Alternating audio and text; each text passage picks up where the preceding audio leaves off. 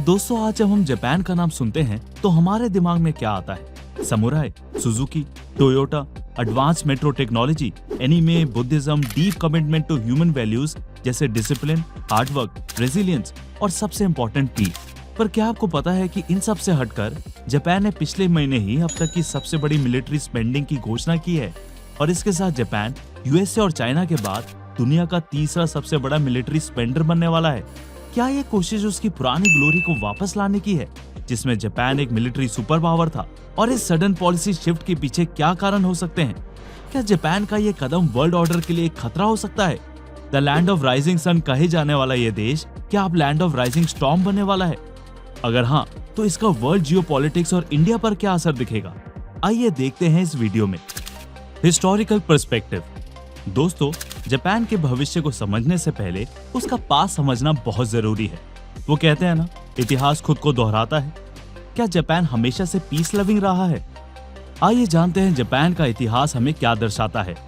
From shogun to empire, understanding Japan's evolution of military power. बात 1853 की है, जब एक अमेरिकन मैथ्यू पेरी अपने शिप्स के साथ जापान आता है। ये इंसिडेंट जापान की हिस्ट्री में एक माइलस्टोन साबित हुई। इसके बाद ही जापान वर्ल्ड से ओपनली इंटरैक्ट करना शुरू करता है। यह आगे चलकर मेजी रेस्टोरेशन का भी एक कारण बना, जिसने 1868 में इंपीरियल रूल को रिस्टोर कर दिया।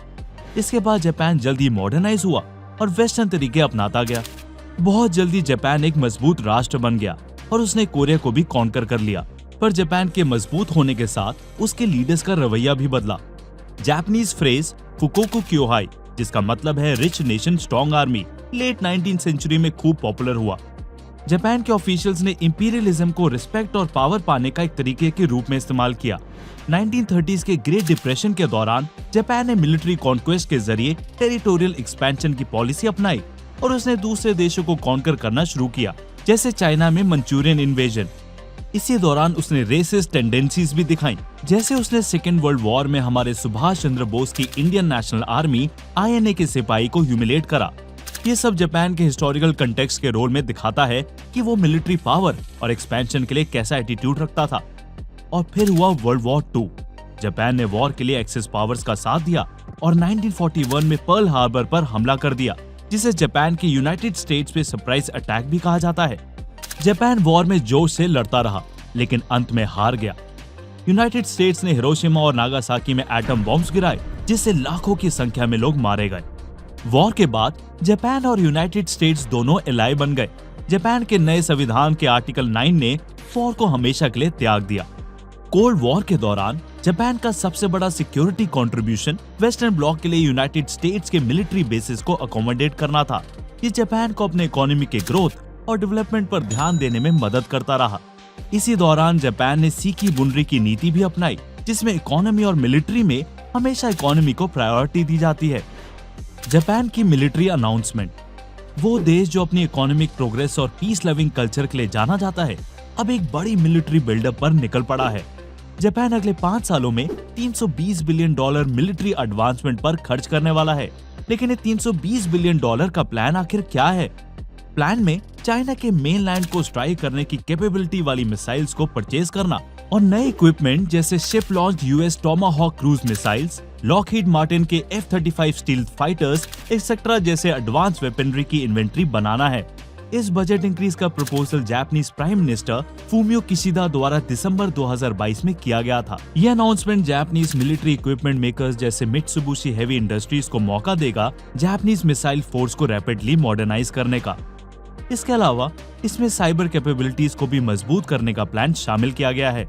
इससे जापान के सेल्फ डिफेंस फोर्सेस SDF को अनप्रेसिडेंटेड रिसोर्सेज मिलेंगे, जो अगले 5 साल के लिए लगभग 43 ट्रिलियन एस्टिमेट किया गया है।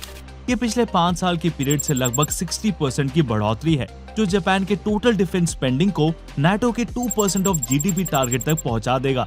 इससे जापान का खुद पर लगाया गया 1% of GDP in defence expenditure का लिमिट भी टूट जाएगा, जो 1976 से जापान ने सेल्फ इम्पोज रखा हुआ है।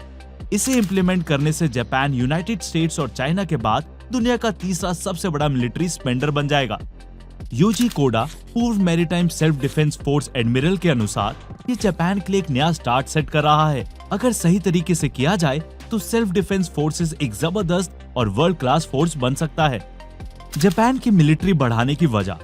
जैसा कि हम जानते हैं कि जापान रिसेंट मिलिट्री बिल्डअप की तरफ बढ़ रहा है, लेकिन ऐसा क्यों है कि एक देश जो पहले कई दशकों से पैसिफिस्ट स्टांस के लिए मशहूर है, सडनली ऐसा कदम उठा रहा है? इसका कारण है उस रीजन के बदलते पॉलिटिकल और सिक्योरिटी डायमेंशंस।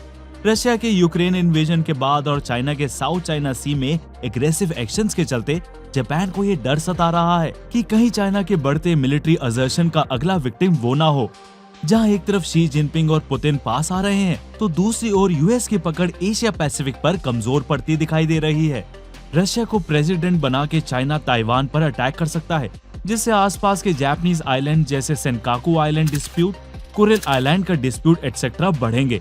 इससे एडवांस सेमीकंडक्टर्स का सप्लाईज भी डिसरप्ट होगा और मिडिल ईस्ट के ऑयल सप्लाईज का भी खतरा बनेगा।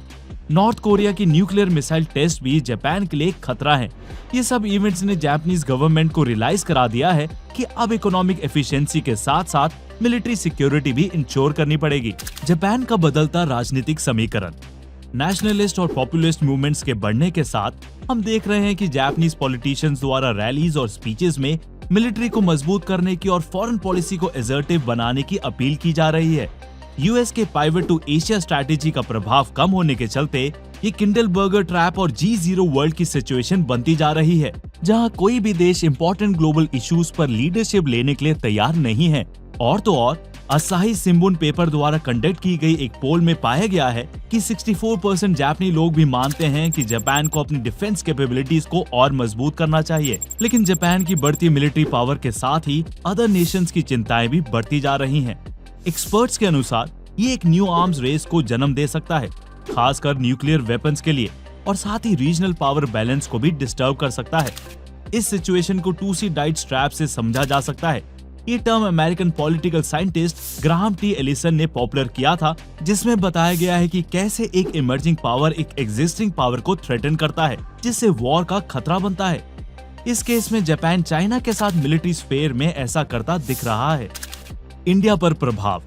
आइए अब बात करते हैं हमारे प्यारे भारत की। क्या तेजी से बढ़ता हुआ जापान हमारे प्यारे भारत के लिए भी एक खतरा हो सकता है? आपको तो पता ही होगा कि इंडिया और जापान बहुत क्लोज पार्टनर्स रहे हैं। आपको हम बता दें कि पिछले साल इंडिया और जापान के डिप्लोमेटिक रिलेशंस का 70th एनिवर्सरी भी था। अगर कोऑपरेशन की बात करें तो जापान ने 2017 डोकलाम स्टैंड ऑफ में चाइना के एग्रेशन के खिलाफ इंडिया को सपोर्ट किया था। दोनों ही देश मिलिट्री एक्सरसाइजेज जैसे धर्म गार्डियन और काउंटर टेररिज्म में कोऑपरेट करते हैं। दोनों देश एक मल्टीपोलर वर्ल्ड चाहते हैं, इसलिए यूएनएससी में G4 ग्रुप को इंक्लूड करने की बात करते हैं। Honourable prime minister Narendra Modi ने अपने रीसेंट जापान विजिट के क्वाड समिट में इंडिया और जापान को नेशनल पार्टनर्स बताया और इंडिया जापान के बीच एक लॉन्ग टर्म पार्टनरशिप पर जोर दिया। इकोनॉमिकली जापान इंडिया का सबसे बड़ा official development assistance ODA partner है और जापान के सॉफ्ट लोन्स यहाँ के स्टार्टअप्स को फंड करता है। जापान के इन्वेस्टमेंट इंडिया के इकोनॉमी में ट्रांसफॉर्मेटिव साबित हुआ है। 1980s में मारुति सुजुकी से लेकर रीसेंट बुलेट ट्रेन के प्रोजेक्ट्स तक जापान इंडिया के लिए एक इम्पोर्टेंट इकोनॉमिक पार्टनर रहा है। जापान इंडिया के मेक इन इंडिया और आत्मनिर्भर भारत को भी बढ़ावा देता रहा है। अगर जापान मिलिट्री स्ट्रॉन्ग बनाता है तो वे चाइना को एशिया पैसिफिक रीजन में काउंटर कर सकता है, जो इंडिया के लिए फायदे में है। इसलिए इंडिया और जापान ने डिफेंस और सिक्योरिटी कोऑपरेशन के लिए क्वाड बनाया ताकि फ्री और ओपन इंडो पैसिफिक का विजन पूरा हो सके। जापान के राइज और इसके इंडिया के ऊपर इम्पैक्ट्स के बारे में ब्रह्माचलनी कहते हैं, US wants unipolar world and bipolar Asia. China wants a bipolar world and unipolar south Asia. India wants a multipolar world, a bipolar Asia and a unipolar south Asia.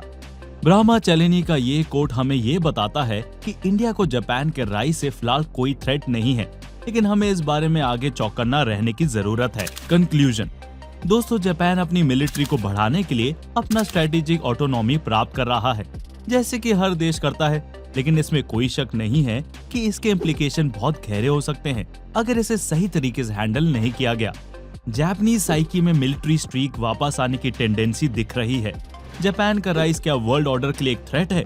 दोस्तों, ये तो सिर्फ टाइम ही बता सकता है, लेकिन एक बात तय है कि जापान के राइज ने इंडिया और वर्ल्ड के लिए एक नया टेस्ट ग्राउंड को जन्म दिया है।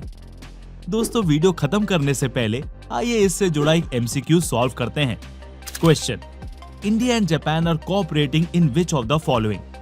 First, Indo Pacific economic framework IPEF, second Quad, third Asia Africa growth corridor, fourth RCEP। आपके ऑप्शंस हैं A first and second only, B second and third only, C first second and third only, D all of the above. दोस्तों, आप अपने answers हमें comment box में लिखकर बताएं और साथ ही ये वीडियो आपको कैसा लगा ये भी हमें जरूर बताएं। मिलते हैं नेक्स्ट वीडियो में। जय हिंद।